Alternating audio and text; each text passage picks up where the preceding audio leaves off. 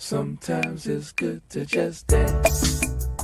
Welcome to the Good Stuff Family Podcast. I'm Dawn Kendrick, and I am so glad you're here. These are stories from the perspective of a news reporter on a next level assignment. Everyone has a story. Stories of hope, resilience, and how we believe God weaves people, relationships, opportunities, all of it for good. For many of us, faith leads our steps, others not so much. But that is what makes this growing Good Stuff family great. We know the journey is better together. Welcome to the family. Got a suggestion. Sometimes it's good to just dance. Come along. National Cancer Survivors Day. It's today, June 1st. And for us, for the Good Stuff family, we celebrate cancer survivors every day. Some of our most favorite Good Stuff people are cancer survivors or people who are warrioring through it as we speak. So I thought today would be a perfect time to bring up, if you listen at all, you know I'm a huge fan of the one and only Timmy Tusick. There is only one who leads by example and warriored through a cancer diagnosis and continues to uplift and inspire us. So I'm just going to bring him in right now. Hello, friend. Hey, Dawn, how's it going? Oh, it's so good here. I'm just so glad you had time. You're busy with work and everything. So just thank you. Thank you for joining us. Yeah, of course. I'm happy I had the time too. I love coming on the Good Stuff and talking and sharing my story and getting to talk to you, my friend. You are the good stuff. The really good stuff we know often comes from the not so good stuff, the really, really God stuff, right? Mm-hmm. And so if you could, for our viewers who aren't familiar with your story, could you get us started? Here you are, a Kent State student, wrestling background, outstanding wrestler from high school, fit, and on a dime your world turned. Take me back to that day when you weren't feeling so well.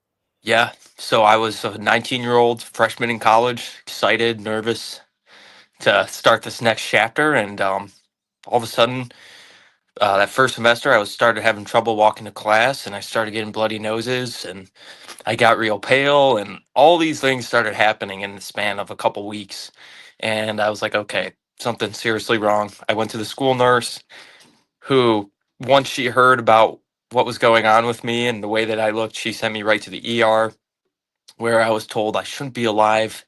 They don't know how I walked in here today, and that my hemoglobin level's 4, my spleen's the size of football, and we got to figure out what's going wrong. And so I was with my friends. My friends drove me to the ER that day, and then my parents came up, and we spent that night in Portage, UH, and drove up to UH main campus the next day and spent the next couple of days just waiting for diagnosis, getting tests, blood. And I woke up on the 4th morning at UH, and my parents told me we're going to Seidman Cancer Center. Tim, you have leukemia. And from there, I spent about a month and a half in the hospital and, was told what treatment would be like, what life was going to be like. And I began the fight for my life. It was shocking, scary. But I was surrounded by a lot of great people, and I had a great mindset from wrestling and being an athlete before. So really early on, I didn't complain. I didn't cry. I just I took it on the chin and said, I'm going to fight this thing. We don't know what's going to happen, but we're going to give it our best fight. And what are we looking at here? This is April 2019, correct? That was Yes. Well into chemo. Yep. So that's me well into chemo. I spent about close to 35, 40 days in initially. They put a port in my chest and just pumped me up, and I was taking a bunch of pills. My hair was falling out. My face was fat with prednisone. And that's the day I got home from that first phase of treatment called induction, which is just insanely rough. And so I didn't recognize that kid in the mirror. You can see how skinny my arms, my legs were. I couldn't walk up the stairs in my bedroom. I had to pull myself up with the railing. And, it was very surreal because a month and a half before that, I was doing, all sorts of stuff at the gym, was in great shape, had abs, and, life was going great. So, it really hit me when I came home how much everything had changed and how much was going to change. Because in the hospital, you're kind of in a little bubble almost, where you're dealing with it there, but you haven't actually tried to go and live your normal lifestyle outside Right. of the hospital. So that picture I remember taking it. I was very sad taking it, but I knew I wanted to document it. I didn't know, obviously didn't know if I was going to get strength back, if I would make it through all of it at the end of the day, or what was going to happen. But early on, I just remembered telling myself, document this, document how you look, remember it. And I'm very glad that I did, because I still look at that picture all the time. Not a week goes by where I don't look at that picture and some other pictures early in treatment when I was just right in the fire right at the start. So I came home, and I was dealing with this new way of life of being exhausted and nauseated, and going to the hospital every couple of days to get chemotherapy and bags of blood. And I was told it'd be about 3 years before I'd be cured. That I shouldn't go back to school. I could try to do online. I should be careful exercising. My immune system was gone. All of those things. And so, yeah, that day of that picture, I felt like I was at the bottom of a well, and there was no rope or ladder to climb out. Mm. And I didn't know if I was going to climb out, but I had faith in myself. I had faith in God. I was surrounded by great people my whole life, and started this journey. And so I took this picture and looked myself in the mirror and said, I'm going to do whatever I can to be strong again, or I'm going to do whatever I can to be strong again. And if I die in the process, at least I tried. And it Mm. was a great feeling. Not a great feeling, but it was a great, probably the greatest moment in my life was that moment in the mirror, taking those pictures, and kind of having a moment with God and telling him, I know what you want me to do. I'm going to be strong. I'm going to do whatever it takes to get it back. Or, if I lose, I'm going to lose fighting. And so that mindset, right away, it never went away. I kept it. And so what I did from there, I switched all my classes to online immediately. I continued to go into school. I couldn't do a push up, so I got on my knees. I did as many as I could, and I did as That many was as I key, could. wasn't it, for you? That push up, that one, and then another and another. I remember you say, just start Just, somewhere. Speaking to yeah. somebody right now, I'm sure you are. So Yeah. yeah, it was amazing. And a couple weeks of doing knee push ups, I was able to do 10 regular ones. And then I was Wow. diagnosed in March, and by that September, I was doing 100 push ups every single morning, even at the hospital. I was spending time in the hospital a lot. I'd spend a week in the hospital and a week back at home and a week in. And summer was tough, but I ate healthy. I lifted as hard as I could and worked out as hard as I could. Kept going to school. And that January, I actually returned to Kent State. I had gained a lot of my strength back, a good portion of it back.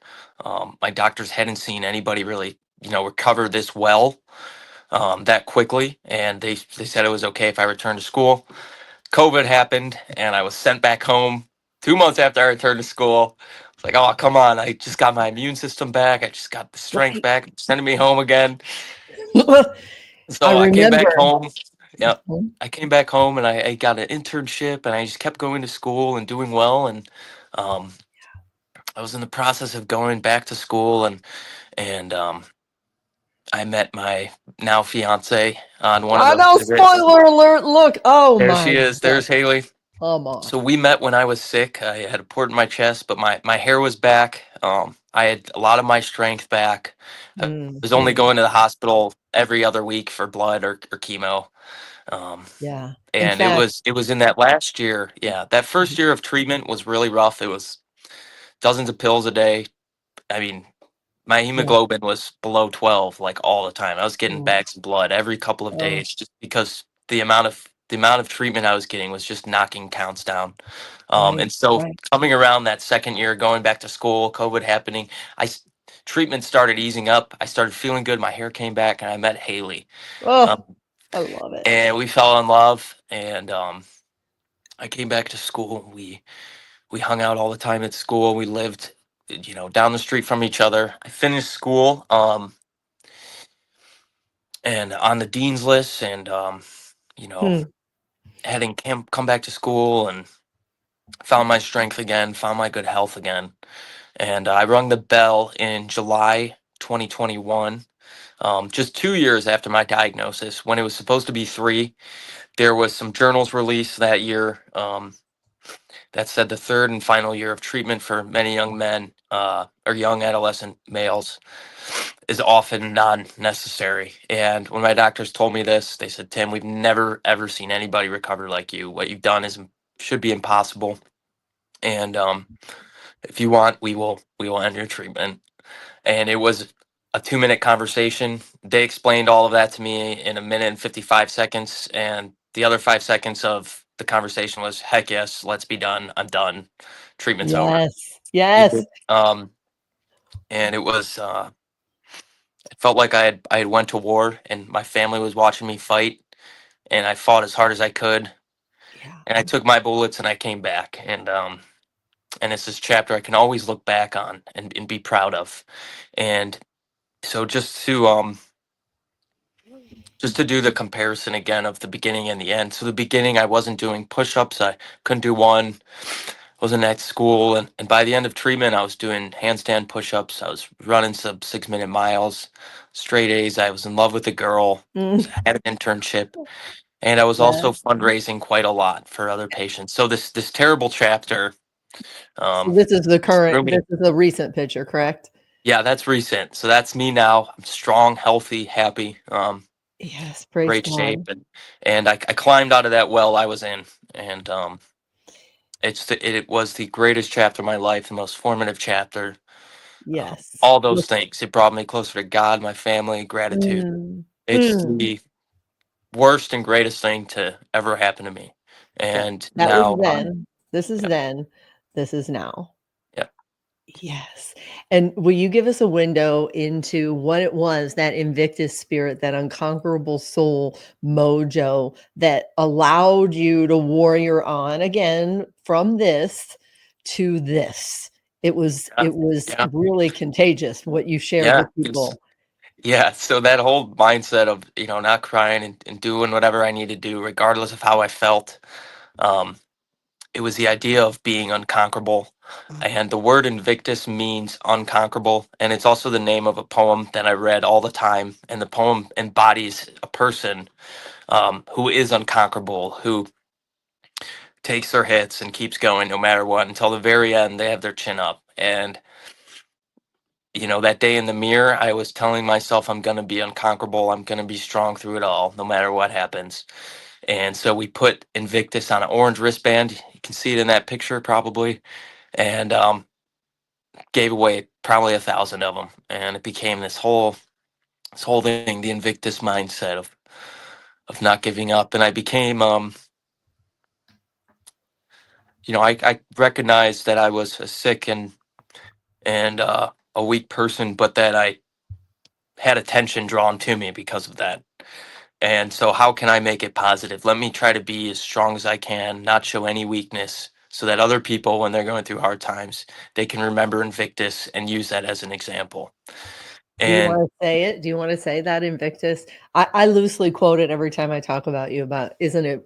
Oh, wait, this is the man in the arena, I think, I about your. can do both. I can do them Yeah, all. of course you can, They're all because you good. They're all lived good. it. Why don't you share Yeah. it with our viewers? Do you mind? It's so Sure, yeah. inspiring. Yeah. So Invictus, it goes like this.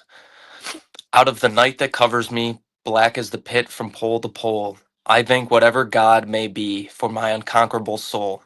In the fell clutch of circumstance, I have not winced nor cried aloud. Under the bludgeonings of chance, my head is bloody, but unbowed. In this place of wrath and tears looms the horror of the shade, and yet the menace of the year finds and shall find me unafraid. It matters not how straight the gate, how charged with punishments the scroll. I am the master of my fate. I am the captain of my soul. And so those last two lines, I'm the master of my fate, the captain of my soul, um, are really famous. I think people say them or have heard them and without ever realizing it's from the poem Invictus. I've seen people with tattoos um, that say master of my fate, captain of my soul. So it was extremely profound poem in my life in that chapter, and something that I'll never forget and I'll always remember Invictus and the mindset. Um, And here's the thing, even people who are listening, who needs to hear that, whether you're up against a cancer diagnosis or not? It's bigger even than that subset of people who you led by example for in being a yeah. cancer Oh, right survivor. on. Right on. You're It's speaking meant to for me. everybody. Yes. And the that's man in the arena who's listening, who needs that encouragement, Timmy, to get in the arena because it's better than having stood outside, right? Do you want to say yeah, that one? right, yeah. So, okay, it is not the it is not the critic who counts, or the man who points out how the strong man stumbles, or where the doer of deeds could have done them better. The credit belongs to the man in the arena, whose face is marred by dust, sweat, and blood, who strived valiantly, who errs, who comes up short again and again and again, because there is no effort without error and shortcoming. Wait, I forget. Because there is no I was effort just without thinking I error and so put you on the shortcoming. spot. But who That's enough, actually does actually. strive to do the deeds, who knows the great devotions, who spends himself for a worthy cause, who at the best knows the triumph of high achievement, and who at the worst fails, but fails daring greatly, so that his place never rests with cold and timid souls who neither know victory nor defeat. That is Theodore Roosevelt. And that one came into my life when I was a wrestler. Something my dad told me. It was in one of my wrestling rooms growing up. Um, Mm. it's And you very had no famous idea, quote. huh? Athletes love it. Yeah. And I had no idea how much it was going to help me later in life. Yeah. It's better to have give something your all and failed than to have never worked hard in at anything. You If said you it went early and on when you were looking in the mirror. You said, I'm going to beat this, or at the very least, people will know that I tried my hardest. There it yeah, was. man, yep, that was it. And Mhm. yeah, it's just a beautiful chapter of my life now that I look back on every day. And I I'm a volunteer now for Leukemia Lymphoma Society, and I've done a lot of fundraising and sharing my story. And I've spoke in Washington D.C. and Florida and all over Ohio, um, giving back. And my battle ended 4 years ago, but I still have an army of people right behind me, and we're fighting for those kids. We're fighting for everybody. Um, a couple weeks ago, we had our grand finale for Leukemia Lymphoma Society Visionaries of the Year. It's something I've been a part of for the past 4 or 5 years, and we recruit volunteers to see who can raise the most money in 10 weeks. And every year we raise hundreds of thousands of dollars, and it's just inspiring seeing how hard these candidates work, um, and just being a part of it all, because I know where that money goes. I know how it affects the patients and the families. Um, and so I use my story now to bring awareness, to bring inspiration, and to keep fighting cancer, even though I don't have it. And maybe arguably my favorite part is how humble you are. You're so humble and you're such a good stuff dude, just a really good dude. And that's how, like, I hope people who are listening to me, like, what do you want to say to people, whether they're up against cancer or something less? What do you want to say to them? Yeah, you just got to keep going till the end. I think I really genuinely think the purpose of it all is to become, who God wants you to become, or however you want to say that, the best version of yourself, the man you're always supposed to be. And when you're going through hard times, I think they're meant to push you to find more power within yourself, to find strength within yourself that you never knew was there. So if you're going through a hard time, just remember, don't give up. Go till the very end. Um, because at the end of the day, it's just bringing you closer to God and the person you're supposed to become. If you get sidetracked because this happened to you and you give up, you never became what you're supposed to be. And so that's how I look at it. And I definitely think I had cancer for that very reason. It helped me become everything that I am now. And it wouldn't have been, I could have got cancer and just gave up and cried and um, just complained and never tried to eat healthy or never tried to work out. And I'd be a completely different person. But I recognized what I was being asked to do, and try to become that person. So that's my message. Just become the person God wants you to become by never giving up, going till the very end, seeing everything through. And if you fail, at least you're not a cold, timid soul. And you're speaking to Right. me right now. Yeah. I mean, right here. Oh, Honestly. Thanks, Dawn. And I know that in your story part, one of my favorite parts of your story, there are so many, is how a woman named Pat did exactly that. Yeah. A cancer survivor herself. So shout out to her on June 1st, cancer survivor and every day. But tell me the story, because Pat was doing exactly what you just described.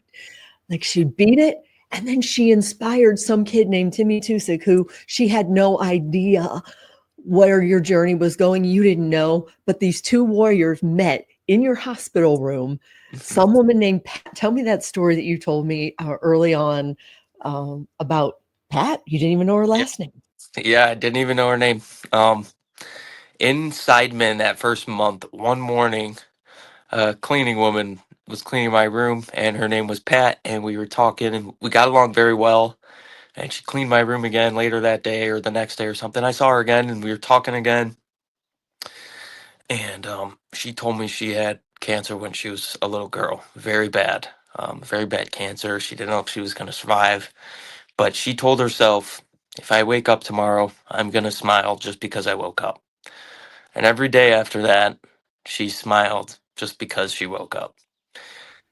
And she told me this, and she said, every day you smile, Tim, wake up just because you wake up. And I said I would. And it's a great motto. It's something to keep in mind, because there was a point where I was going to bed thinking, am I going to wake up tomorrow? And then you wake up, it's like, yes, I'm here. And I never saw her again. And it was something that I remembered, and I would tell people that as I was sharing my story, I would say that quote and say, a woman told me this. And early on in my treatment, I met you, Dawn. And, we did a bunch of things together. We've done tons of videos, and I told you about Pat, the woman, but that was about it. I just told you, she worked at UH, and her name was Pat. She was a cleaner.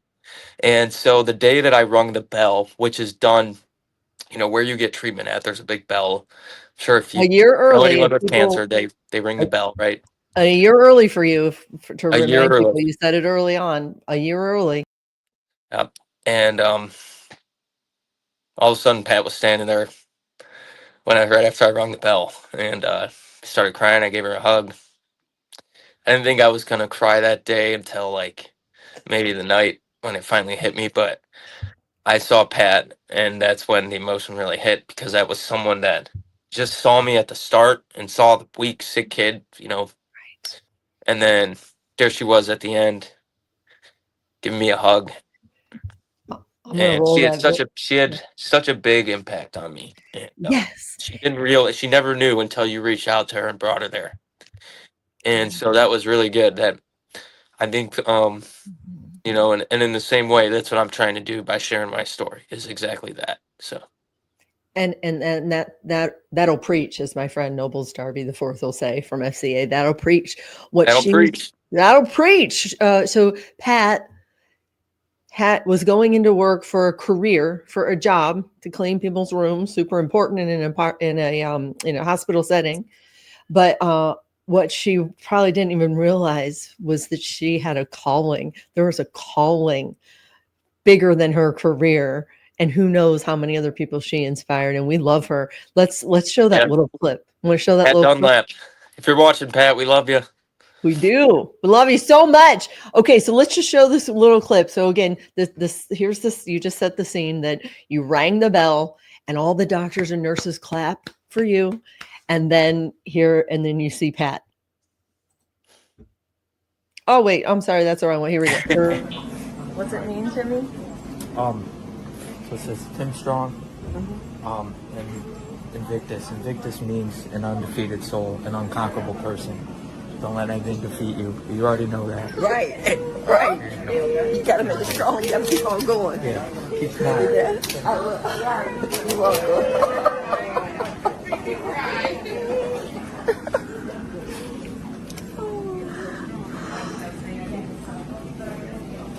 I always remember that. Never forget. Timmy, if a picture is worth or video is worth 1,000 words, there it was. Yeah. A beautiful moment. It's awesome. Yeah. Great. It was a great climax. Two good stuff people through the thick of it, Yeah. and leading by example. So as usual, you said so many good things. Congratulations. Now you have this great job. They're lucky to have you. You love what you're doing. Thank you. I love it. Yes. And so just be encouraged. Anyone listening, look, I love this picture. Again, we already covered the then, the now. Here's the now. Yep.